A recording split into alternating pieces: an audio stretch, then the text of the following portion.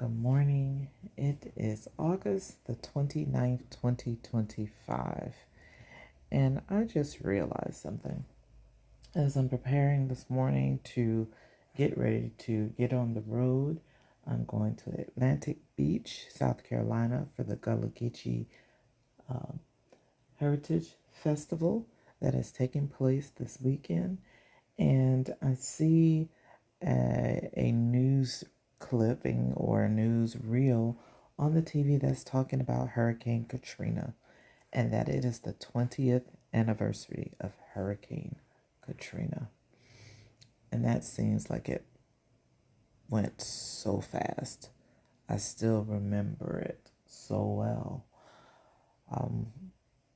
Yeah, but it was surreal though because of while they were talking about it, they were talking about this mobile hospital that was deployed to assist with the victims, the residents, I should say, that were in need of medical care.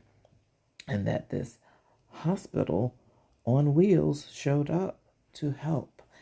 And it was surreal because I was sitting here thinking about that. So I started looking and I said, hey, let me look this up. And I found an article in the Annals of Emergency Medicine.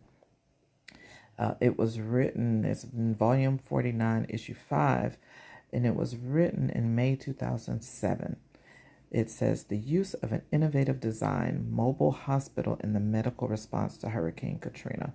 And I'm not going to go through all of this, but I did want to read the abstract because it says on August 29th, 2005, Hurricane Katrina caused widespread devastation to the Gulf Coast region of the United States. Although New Orleans had extensive damage from flooding, many communities in Mississippi had equal damage from storm surge and wind. Because the medical resources in many of these areas were incapacitated, resources from North Carolina were deployed to assist in the medical mission. This response included the initial use of Carolina's Med 1, a mobile hospital that incorporates an emergency department, surgical suite, critical care beds, and general treatment and admitting area. This asset, along with additional state resources, provided comprehensive diagnostic and definitive patient care until the local medical infrastructure was rebuilt and functional. It was surreal for me because of something that just happened last month. And that is the fact that I actually was in Med 1. I had the privilege of going on a tour of Med 1. The name of Med 1 back there, it was Carolina's Med 1, Carolina's Medical Center, which was the name of the hospital system that had the innovative design for Med 1. But Carolina's Medical Center is the regional name of the hospital in that area. But the larger name of that hospital is Atrium Health for that region and Advocate Health for the more national name. But Carolina's Med 1, Carolina's Medical Center, Med 1, is now Atrium Health, Med 1. And I was in it. Yeah. And I was sitting there listening to this newsreel and going, wow, I was in there. I was amazed at what was in this mobile unit, the number of beds that were there, how they could break it down. And I have video of it. I have not been able to find my video, but I do have small video of it that I will share if I can put my hands on it. But I wanted to at least talk about it because that's history. And that was pretty awesome.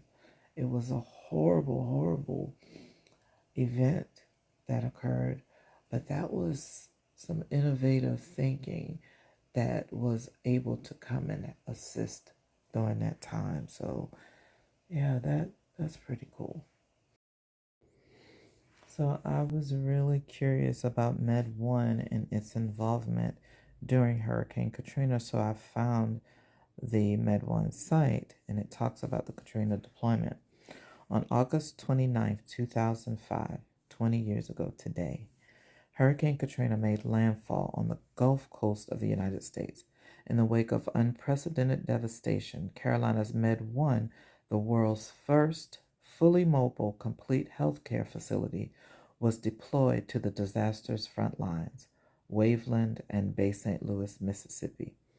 Where the eye of Katrina directly passed, 90% of residential and community structures were obliterated, including 102-bed Hancock Medical Center, which had 6 inches of mud in the second floor operating room. The duration was 7 weeks, approximately 7,400 patients, and 50 to 350 patients a day.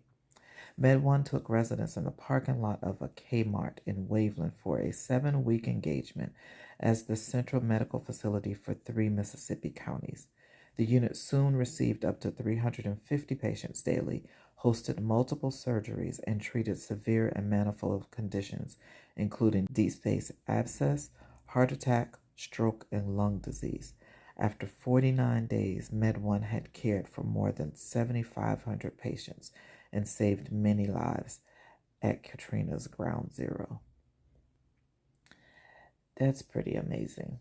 Sometimes we see the things that are not so great about our healthcare system, but this is one of the things that was great about our healthcare system, that there was um, a mobile hospital unit that was able to go in and help.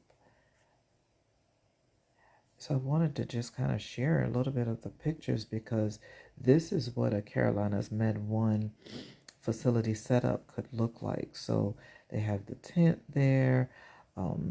Trucks would need to bring them in. They have giant generators, really kind of set up, and they can come in really quickly, set up and be ready to go. From, if I'm not mistaken, from what I was told, they could do this in a few hours. Now, this is 20 years later, certainly from when Med 1 started, but they could do this in about a couple of hours now. But these are some of the pictures that they have on their site of the deployment back then. Wow. Fast forward 20 years later, and I have the opportunity to actually tour the facility of the organization that deployed Med 1. This is a picture that I took in the Bay Area of the facility that houses a lot of the ambulances, the Med 1 actual mobile hospital units, and this is one of the trailers that is deployed with Med 1. So pulled, of course, by a truck, but this is what they put a lot of the equipment in to be able to deploy and go out that quickly. This picture is a picture inside of Med 1.